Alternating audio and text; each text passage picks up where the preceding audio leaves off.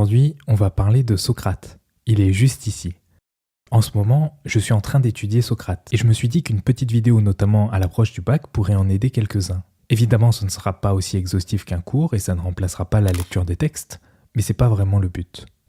Ici, l'objectif, c'est de vous faire une introduction plus ou moins légère, de manière à ce que vous ayez à la fin de cette vidéo une idée globale de qui est Socrate et quels sont ses grands principes. Voilà, maintenant que cela est dit, on va donc parler de Socrate, simplement.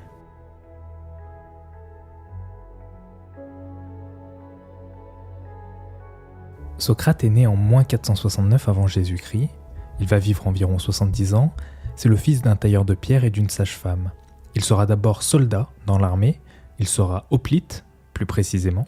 On dit souvent qu'il était pauvre, c'est pas totalement vrai, car pour devenir hoplite, il fallait pouvoir se payer un équipement, ce qui n'était pas offert à tout le monde. Néanmoins, il revendiquait une forme de détachement matériel. Et c'est ça qu'il faut retenir. On est donc à Athènes, au 5e siècle avant Jésus-Christ, et Athènes, à ce moment-là, c'est une ville florissante. C'est une ville qui vit bien, c'est une ville qui vit notamment grâce aux échanges commerciaux. Mais c'est pas pour ça qu'elle est connue. Athènes, au 5e siècle avant Jésus-Christ, c'est une ville où la politique est accessible à de plus en plus de monde, puisqu'on est en démocratie. Seulement, à cause de ses ambitions colonisatrices, elle va connaître la guerre, et notamment la guerre du Péloponnèse contre Sparte. Ça va durer un peu moins de 30 ans, entre 430 et 404 avant Jésus-Christ, et lors de la défaite, un gouvernement, le gouvernement des 30, va être instauré. Ce gouvernement, c'est une oligarchie où justement 30 tyrans vont contrôler la cité. Socrate est assez critique envers la démocratie. Pour lui, aussi surprenant que ça peut paraître, la démocratie, et la démocratie athénienne en particulier, avait ses défauts car elle permettait davantage aux démagogues, à ceux qui savent parler, de prendre le pouvoir plutôt qu'au peuple d'élire de bons dirigeants. En clair, il avait l'impression qu'il suffisait aux véritables tyrans de savoir bien parler, de dire au peuple ce qu'il voulait entendre, afin de se faire élire. Il était donc préférable de laisser le pouvoir à ceux qui en avaient les compétences, et pour lui, ceux qui avaient les compétences, c'étaient les philosophes. C'étaient ceux qui avaient destiné leur vie à chercher la vérité, qui s'étaient posé des questions toute leur vie sur ce qui était le juste, la justice, la morale, et qui n'avaient pas d'ambition personnelle dans cette carrière politique. Ce concept, c'est ce qu'on appelle le concept du philosophe roi, et c'est un concept qui est développé dans la République de Platon. Socrate n'a rien écrit, mais Platon, son disciple, a beaucoup écrit sur lui. Dans la République de Platon, Socrate illustre son point avec une analogie bien connue qui est l'analogie du capitaine. Il compare l'État à un navire, le capitaine à un dirigeant et l'équipage aux citoyens. Dans cette histoire, il propose d'imaginer un capitaine choisi par l'équipage, non pour ses compétences, mais par un vote populaire. Dans ce système, la rhétorique aurait donc un avantage sur le mérite réel. Or pourtant, sur un navire, personne ne voudrait mettre à la tête du bateau quelqu'un n'ayant aucune connaissance de la mer ou de la navigation. Mais selon Socrate, c'est exactement ce qui se passe en démocratie. L'équipage, les citoyens, a tendance à choisir un capitaine, un dirigeant, basé sur des critères superficiels, comme la popularité, la beauté, le charisme, ou des promesses insensées, plutôt que sur des compétences réelles. Voilà pourquoi Socrate est plutôt critique envers la démocratie. Socrate n'a jamais rien écrit, je l'ai déjà dit, néanmoins je pense que c'est intéressant d'apporter quelques précisions pour bien comprendre. Tout ce qu'on sait de Socrate, on le sait grâce à Platon et Xénophon. Platon, c'est le disciple le plus connu de Socrate, et Xénophon, c'est un historien grec qui a également connu Socrate. Donc si Socrate lui-même n'a rien écrit, on connaît assez bien quand même sa vie et ses idées. Néanmoins, attention, et c'est en cela que c'est assez agaçant d'étudier Socrate, comme rien ne vient de lui, tout est à prendre avec un petit peu de recul. Personne n'ose vraiment dire « Socrate c'est ceci » ou « Socrate c'est cela », car la majorité de ce qui a été publié a été filtré par les perceptions soit de Platon, soit de Xénophon. De plus, Platon en particulier utilisait souvent la figure de son maître pour exposer ses propres idées philosophiques. C'est notamment le cas dans la République, donc il faut être prudent. À la même période, à Athènes, on a ce qu'on appelle les sophistes. Les sophistes, ce sont des sortes de professeurs, de pseudo-savants que les familles de riches payent pour qu'on éduque leurs enfants. Socrate, lui, considérait que la quête de vérité, la quête de sagesse, ne devait pas être commercialisée. C'était quelque chose qui devait vivre et de toute manière qui demandait à être confronté. La sagesse découle d'un dialogue, d'une discussion qui mène vers une meilleure compréhension des choses. C'est la confrontation qui permet la réflexion. Donc Socrate avait peu d'estime pour ces sophistes qui faisaient payer leurs cours, et qui plus est, il les considérait comme des escrocs. Selon lui, les sophistes n'enseignaient pas la sagesse, n'apprenaient pas à leurs élèves à penser par eux-mêmes, à aller au fond des choses, mais uniquement à bien parler. Ils enseignaient la rhétorique, comment avoir le bon mot au bon moment, comment bien présenter, comment avoir une opinion sur chaque chose, qui paraissent savantes, mais qui en réalité ne faisaient que masquer leur ignorance. C'est quelque chose qu'il développe notamment dans le Gorgias. Dans le Gorgias, Socrate engage une discussion très critique sur la rhétorique, où il compare la rhétorique à une forme de flatterie, qui sert avant tout à persuader, à faire croire quelque chose, sans pour autant s'approcher de la vérité. Pour lui, la rhétorique, c'est quelque chose qui est à la fois immoral et dangereux. Pour Socrate, cette éducation payante, c'est souvent une forme de formatage qui est destinée aux élites, pour leur permettre de convenir à toutes les situations en apparence, sans jamais vraiment faire preuve d'une connaissance profonde des sujets. Et c'est un stéréotype que l'on retrouve encore beaucoup aujourd'hui et qu'on associe beaucoup encore aux écoles privées. Pour Socrate, ça, c'est tout sauf penser, c'est tout sauf s'élever, c'est tout sauf philosopher. Alors, la grande question, c'est qu'est-ce que la philosophie pour lui ?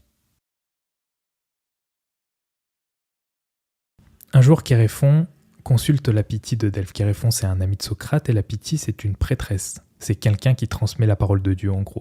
En l'occurrence, ici, c'était l'oracle d'Apollon. Il va voir la Pythie de Delphes et celle-ci lui dit qu'il n'existe pas d'homme plus sage que Socrate dans la cité d'Athènes. Bon, évidemment, tout ça, c'est Platon qui le raconte, donc ça vaut ce que ça vaut. Chéréphon va alors voir Socrate et lui dit « Savais-tu que tu étais l'homme le plus sage de la cité ?» Socrate, il est un peu surpris, il lui dit « Mais c'est quoi tes bêtises ?»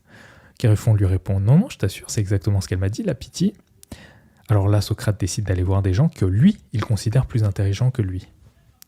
Il va voir des savants, des sages, des politiques, et il constate avec surprise que oui, ils ont certainement des compétences, mais dans le fond, ils ne savent pas grand-chose, ils ne connaissent pas grand-chose. Qu'est-ce que le beau ? Qu'est-ce que le juste ? En fait, ils n'en savent rien. Autant de questions que lui, il se pose, mais dont personne ne semble avoir la réponse.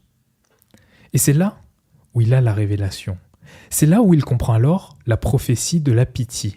Il se dit, c'est vrai que comparé à ces hommes, je n'ai pas un savoir beaucoup plus développé, mais au moins, je ne prétends pas en avoir un. En fait, mon intelligence réside dans mon humilité. Tout ce que je sais, c'est que je ne sais rien. Je ne possède pas la sagesse, mais je la cherche. Et c'est ça, la philosophie. Philo, aimer, Sophia, la sagesse. La philosophie, c'est aimer la sagesse au sens de la désirer, de la rechercher. On ne prétend pas être sage, ni même pouvoir le devenir, on prétend uniquement à la rechercher. Et alors, comment la rechercher ? Pour philosopher, Socrate utilise une méthode qu'on appelle l'ironie socratique ou la maïeutique. L'ironie socratique, c'est faire semblant d'être ignorant, multiplier les questions pour laisser son interlocuteur développer son idée. Socrate parle de faire accoucher ses idées, d'où le terme de maïeutique. La maïeutique, c'est l'art de faire accoucher. Il a piqué ça à sa mère était sage-femme et aidait les femmes à accoucher. Lui, il aide les hommes également à accoucher, mais accoucher d'une autre manière, à accoucher de la vérité. Pour être plus clair, l'ironie socratique, en gros, c'est l'art d'être un gros relou. C'est celui qui, quand vous dites quelque chose, va toujours essayer de le remettre en cause ou de vous poser des questions, soit pour vous amener quelque part, soit pour vous montrer que vous ne savez pas grand-chose. On connaît tous des gens comme ça. On connaît tous des gens qui aiment vous prouver que vous n'êtes pas si intelligent que ça, que en fait vous n'êtes pas grand-chose, et d'ailleurs, c'est surtout ça qui vous différencie d'eux. Bon, pour vous donner un exemple plus concret de l'ironie socratique, on va parler de Euthyphron. Dans l'Euthyphron, Socrate discute avec Euthyphron de la piété. Euthyphron se dit pieux. Ainsi, Socrate lui demande comment il définit la piété. Alors Euthyphron va jouer le jeu et il va lui dire quelque chose de raisonnable. Selon moi, la piété, c'est faire ce que veulent les dieux. Mais Socrate va lui répondre, mais tu sais, les dieux, ils sont pas toujours d'accord entre eux.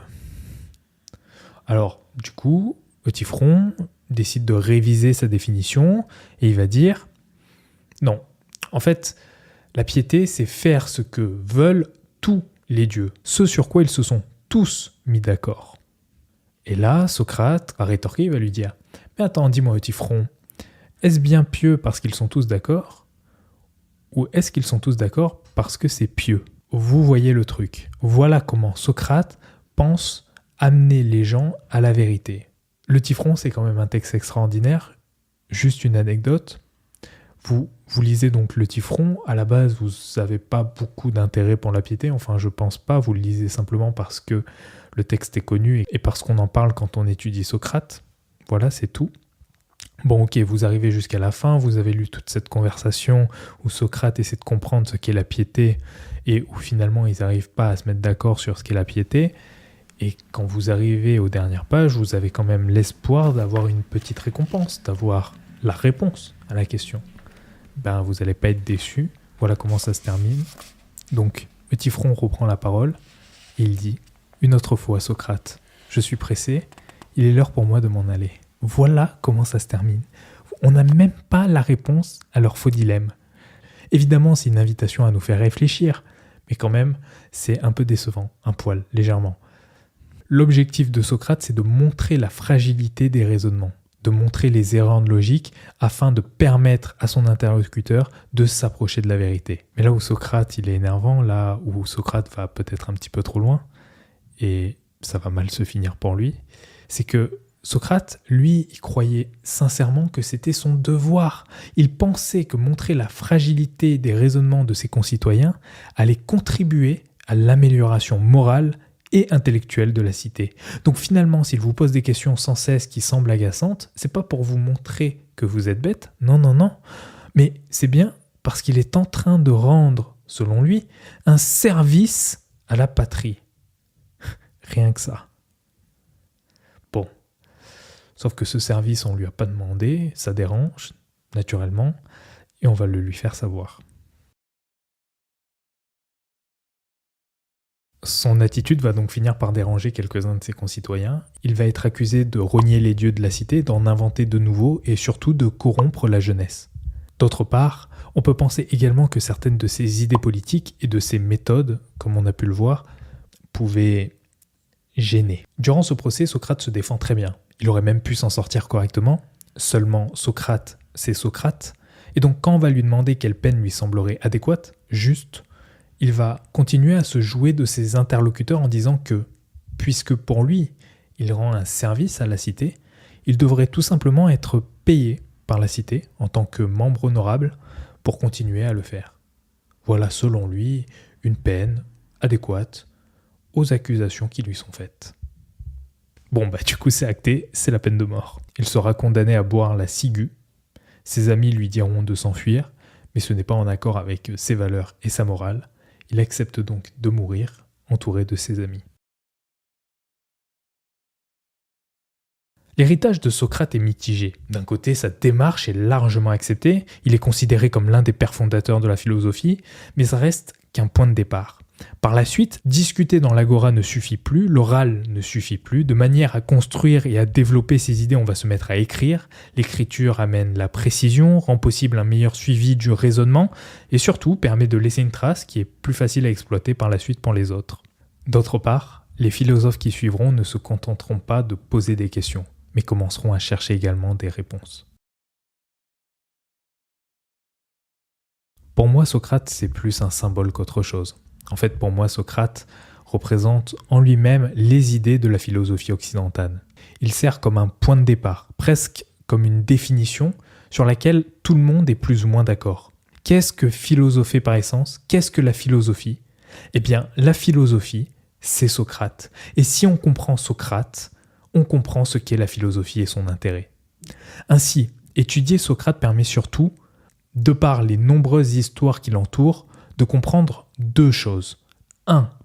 Philosopher, c'est accepter une certaine humilité intellectuelle. Et 2. Philosopher, c'est une recherche permanente de la vérité qui présuppose d'être capable de remettre en question ce que l'on croit savoir. Voilà, merci d'avoir regardé cette vidéo.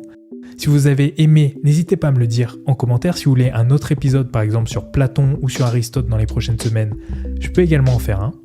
Sur ce, moi je vous souhaite une bonne journée, une bonne soirée et à bientôt. Salut!